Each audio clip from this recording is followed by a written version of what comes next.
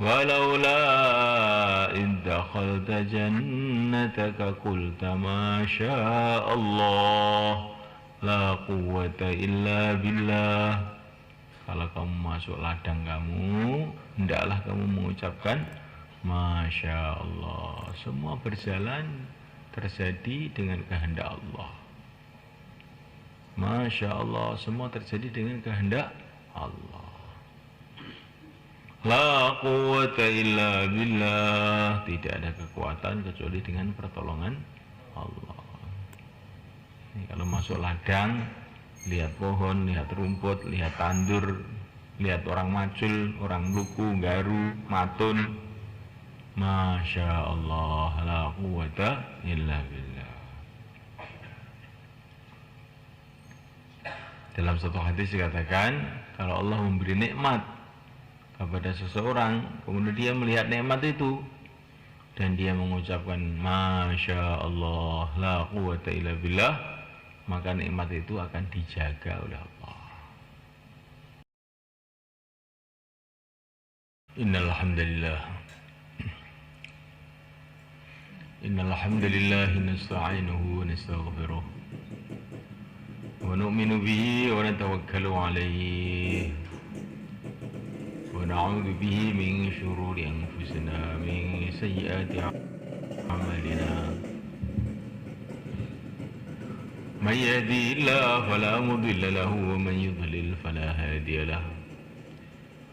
أشهد أن لا إله إلا الله وحده لا شريك له وأشهد أن سيدنا ومولانا محمدا عبده ورسوله.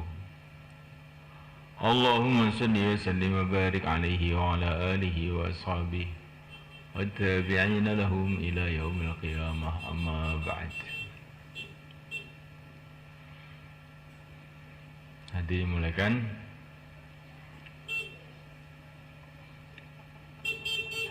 Usaha kita ini usaha untuk bagaimana iman kita ini naik. Iman kita jadi kokoh. Iman kita jadi istiqomah.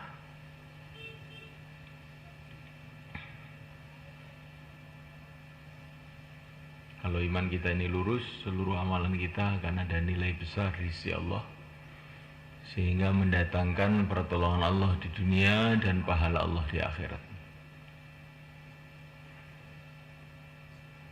Kalau iman kita ini benar, maka di dunia kita akan senantiasa dibela oleh Allah. Di akhirat akan masuk surga Allah. Kalau iman itu benar, di dunia akan dimuliakan oleh Allah, di akhirat dimuliakan oleh Allah. Jadi iman ini azab yang sangat besar untuk kemuliaan dunia akhirat.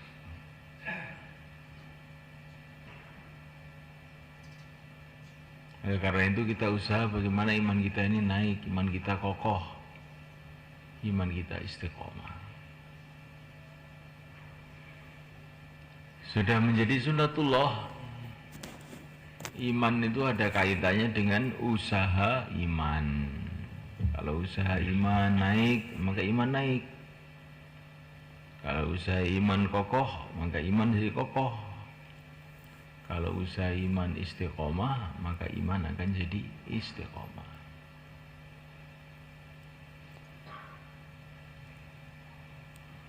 Usaha iman itu apa? Pertama kali dimulai dengan mudzakarah iman. Usaha pertama nih, mudzakarah iman. Senantiasa bicara rukun iman yang 6 itu. Ini harus dijadikan kerja terus-terusan sampai mati kita. Bicara mengenai rukun iman ini. Tidak cukup sekali, 2 kali, 3 kali, tidak. Kayak makan itu tidak cukup sekali, 2 kali. Selama masih hidup, masih makan, masih minum, masih bernafas. Begitu juga kalau iman kita ini ingin bertahan istiqomah, pembicaraan iman ini harus terus.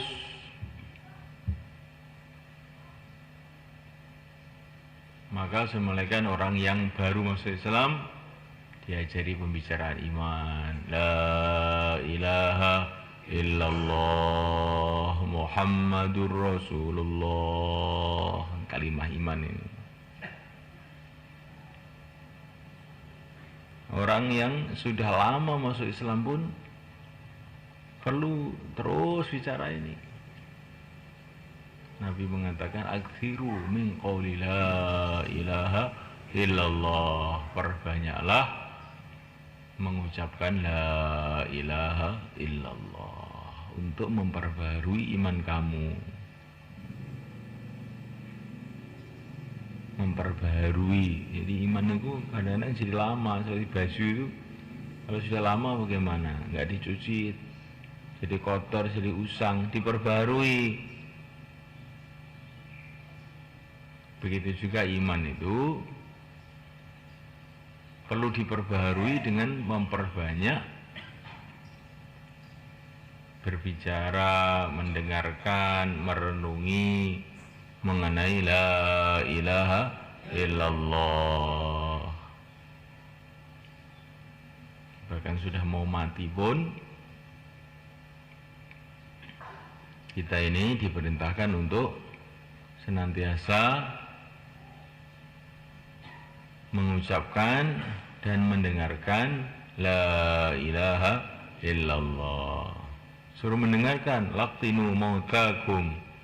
Orang yang mau mati hendaklah ditalqin la ilaha illallah.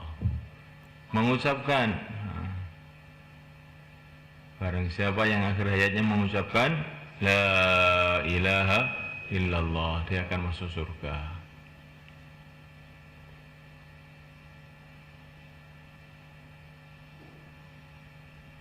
Maksudnya ini masuk surga dengan cara yang sangat istimewa. Semua orang Islam kalau dia ini hatinya ada keyakinan la ilaha illallah, walaupun waktu matinya itu diem aja ya masuk surga satu saat. Tapi kalau waktu mati ini mengucapkan la ilaha illallah, ini dia akan mendapatkan derajat yang istimewa. Itu maksudnya. Jangan kamu pahami orang kalau mati tidak mengucapkan kalimah itu terus ke neraka, bukan begitu. Keliru itu pemahaman. Asalkan orang Islam satu saat akan ke surga. Tapi kalau waktu mati kok bisa mengucapkan la ilaha illallah, ini derajatnya sangat tinggi.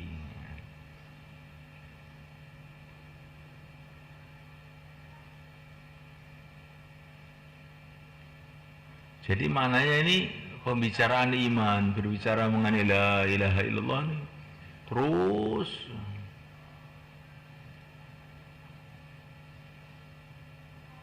Bayi baru lahir sudah diajari la ilaha illallah. Para nabi pun diajari kalimat ini juga. Fa'alam annahu la ilaha illallah. Yakinilah olehmu wahai Muhammad la ilaha illallah. Jadi ini bukan pelajaran ini saya sudah lama masuk Islam, masa diajari lagi? Nabi aja diajari ini.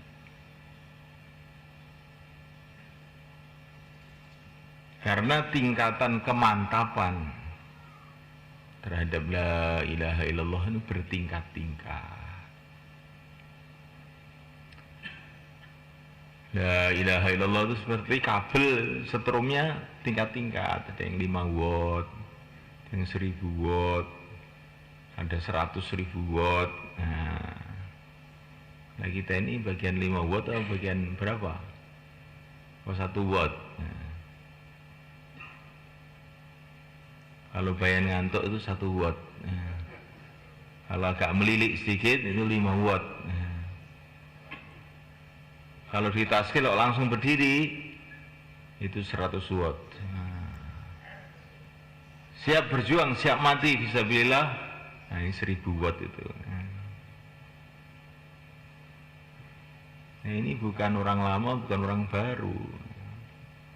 Gak mesti, kadang-kadang orang baru juga wordnya tinggi. Kayak Sayyidina Umar radhiyallahu ta'ala anhu baru masuk Islam. Ukhroj ya Rasulullah, mari kita keluar ya Rasulullah.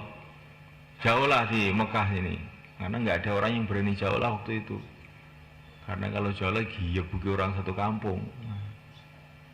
Sayyidina Umar ini baru masuk Islam. Mari kita keluar. Langsung bikin 2 jamaah. Satu jamaah dipimpin Sayyidina Umar, satu jamaah dipimpin oleh Hamzah radhiyallahu ta'ala anhuma, paman Nabi, putar di Mekah.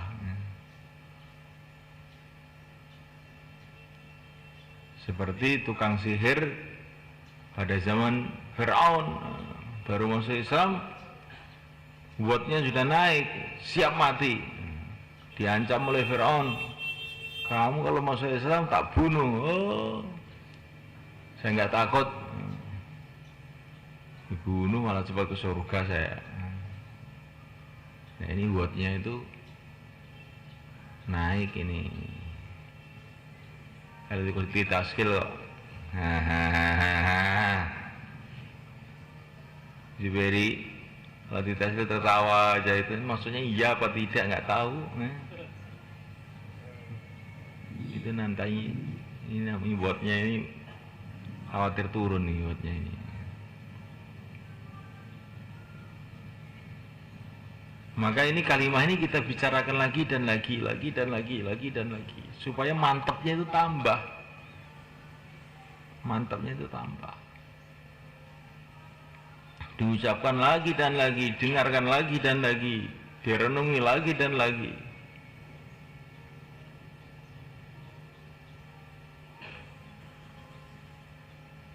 Sebagaimana yang dikatakan Nabi, nanti akhir zaman ada orang Bani Ishaq yang imannya kuat-kuat ya. Mereka masuk di negeri orang kafir, mengucapkan la ilaha illallah, Allahu Akbar, separuh negeri itu sudah hancur. Nggak usah bawa bom, nggak usah bawa senjata. Mereka mengucapkan la ilaha illallah, separuh negeri orang kafir sudah hancur.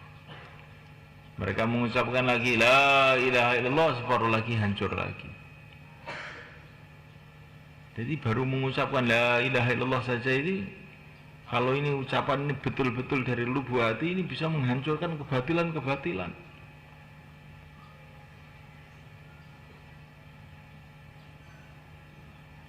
Maka kita ini lagi dan doa kepada Allah agar kalimah ini betul-betul mancep dalam hati, sehingga akan menghilangkan kebatilan yang ada dalam hati, menghilangkan kebatilan yang ada dalam keluarga kita, menghancurkan kebatilan yang ada di kampung kita, dan menghabisi kebatilan di seluruh dunia. Insyaallah kita niat semulakan. Di pembicaraan iman ini kita jadikan amalan terus menerus, insyaallah mulaikan. Di mana-mana dengan teman kita, dengan anak kita, dengan istri kita, dalam perjalanan.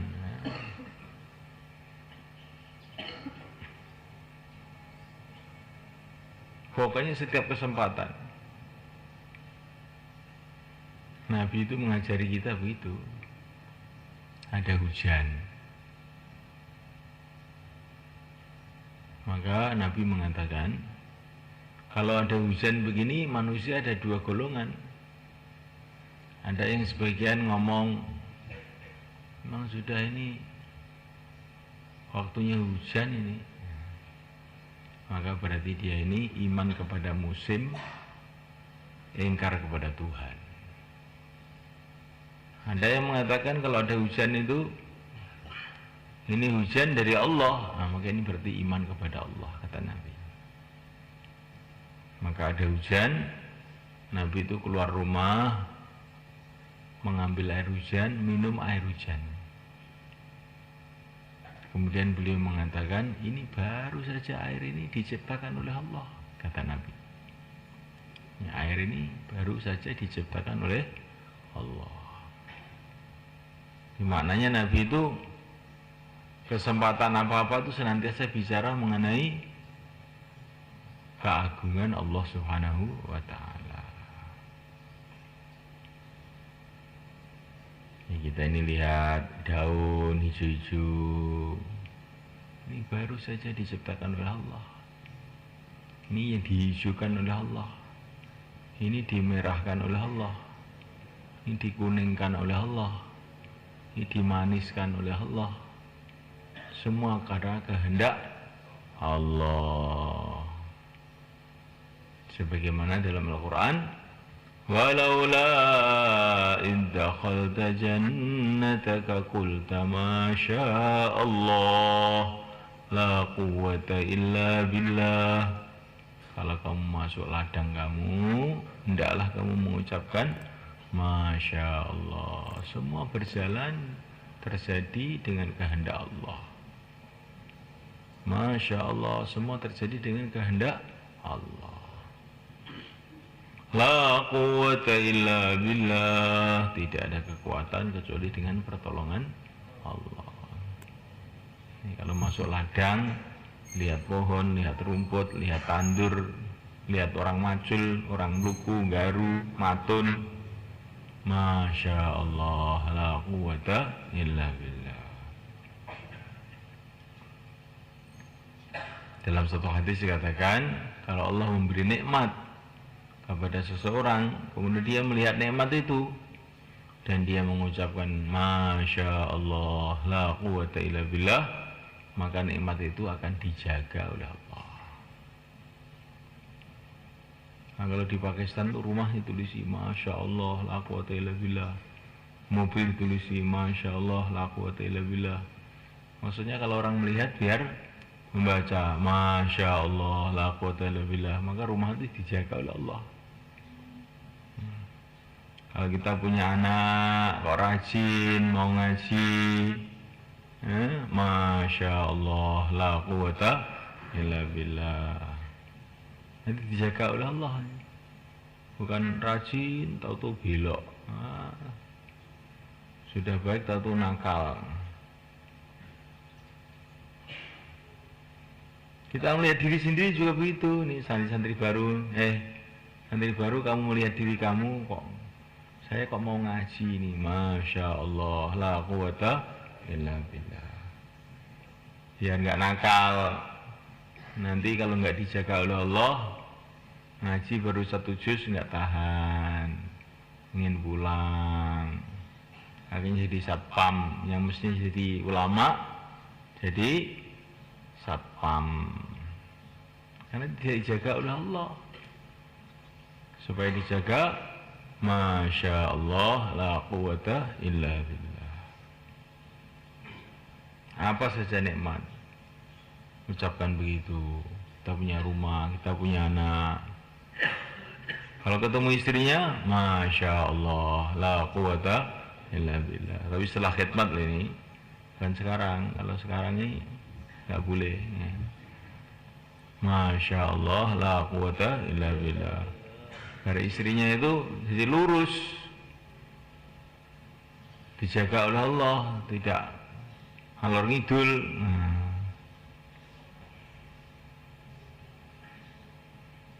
Semua nikmat yang Allah berikan kepada kita, ucapkan Masya Allah, la quwwata illa billah.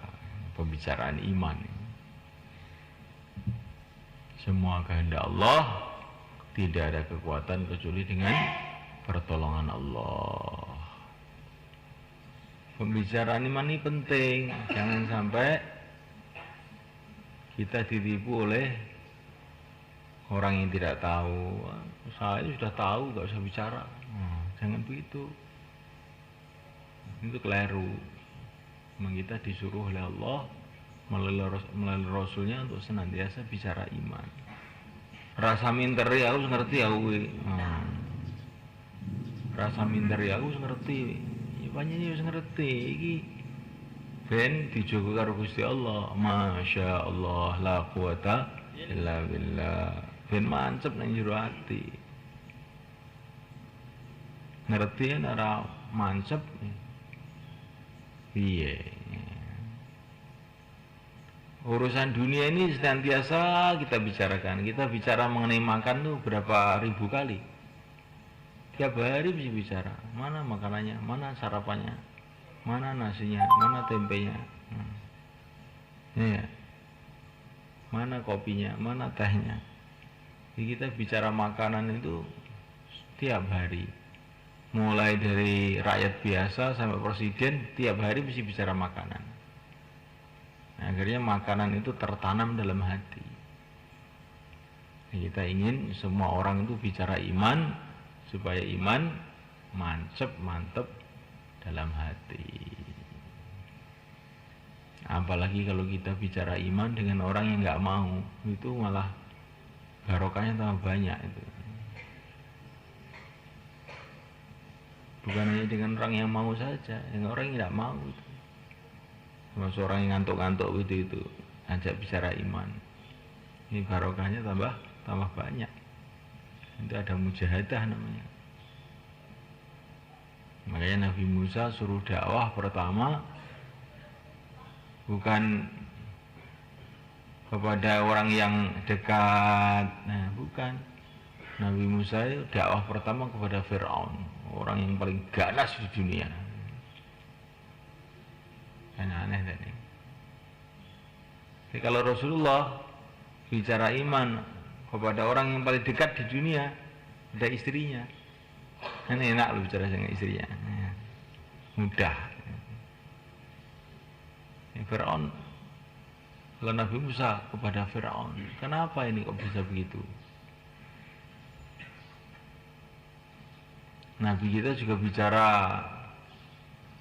agama, mendakwahkan agama pada semua orang, pada raja-raja, semua orang kafir, orang yang memusuhi semua. Tapi awalnya itu pertama kepada Fir'aun, Nabi Musa.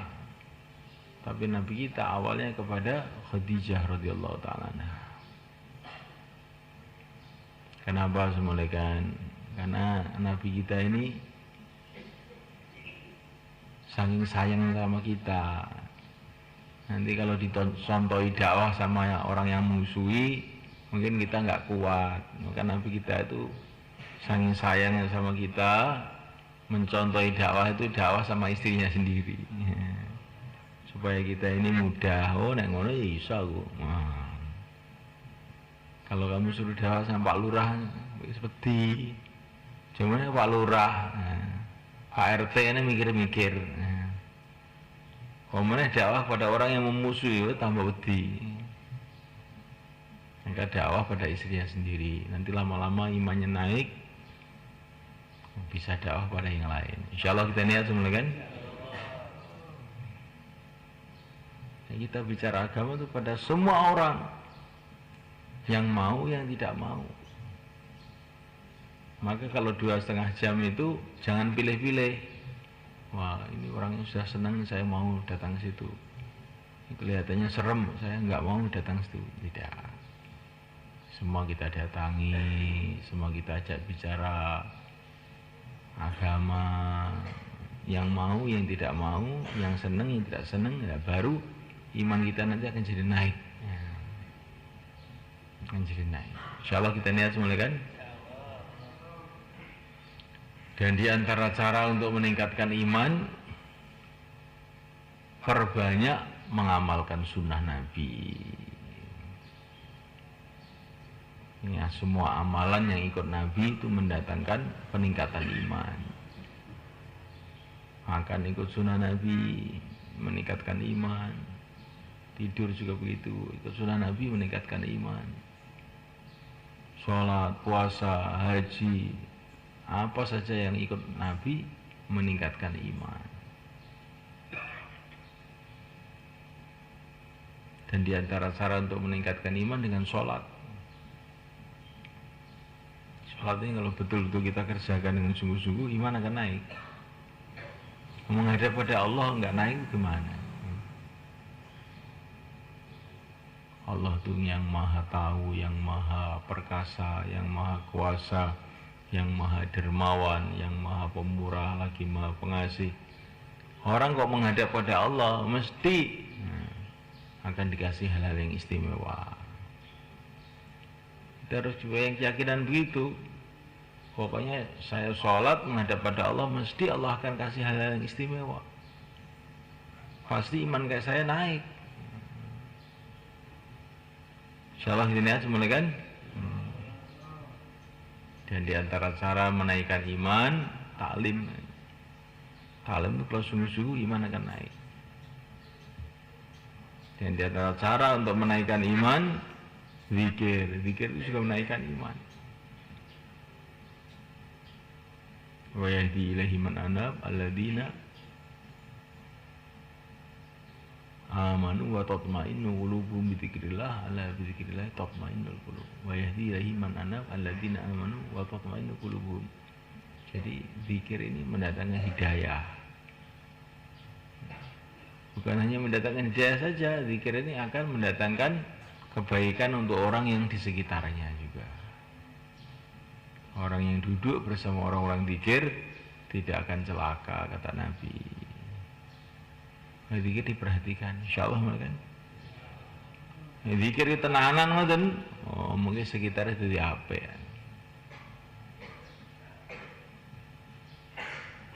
Contohnya niku wau sing kula critakne niku wau.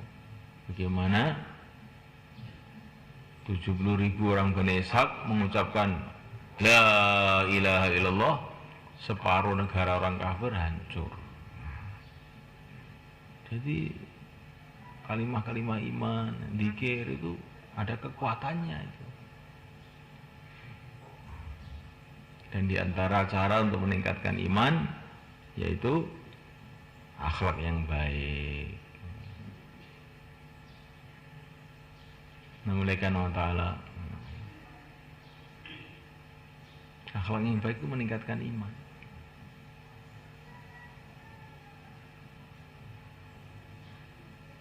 Di antara akhlak yang baik, kalau amal istimai ikut bareng-bareng, akhlak yang baik.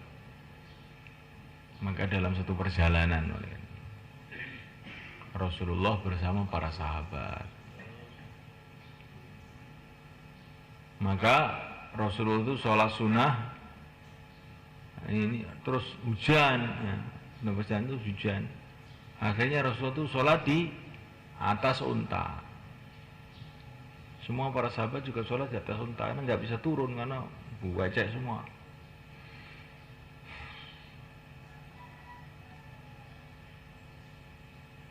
Tapi ada orang rombongan ini yang kengejosen. Wah, sholat kok di atas unta. Maka dia turun sholat di bawah. Maka Nabi melihat orang itu nggak senang. Oh, temannya sholat di atas kok di bawah. Maka tiba-tiba orang tadi tidak lama kemudian imannya merosot, akhirnya meninggalkan agama. Orang tidak menjaga amal istimai itu ya begitu. Orang tidak menjaga amal istimai, imannya merosot. Padahal dia melihat Nabi itu, tapi imannya karena tidak menjaga amal istimai. Temannya taklim ke taklim. Nah, apa amal istimai kita jaga. Itu akan menjaga iman kita. Itu bagian dari akhlak. Temannya dengar bayan kok tidur, itu akhlak apa bukan? Ya enggak akhlak. Temannya itu masih sama-sama keluar pulang duluan. Nah, ini namanya itu akhlaknya kurang. Kita harus menjaga akhlak kita. Temannya makan tewel, saya juga makan tewel. Nah, insyaallah kita niat semua kan. Jadi akhlak itu juga akan menjaga iman dan meningkatkan iman juga. Di antara cara untuk menaikkan iman, menaikkan jaga amal masjid. Amal masjid ini semua adalah benteng-benteng iman. Jaga amal masjid itu. Kemudian menaikkan di antara cara untuk menjaga iman, menaikkan iman, keluar jalan Allah. Kita keluar dari jalan Allah, iman itu akan naik. Maka para sahabat dulu keluar dari jalan Allah itu merupakan amalan permanen, sudah semua masyarakat begitu.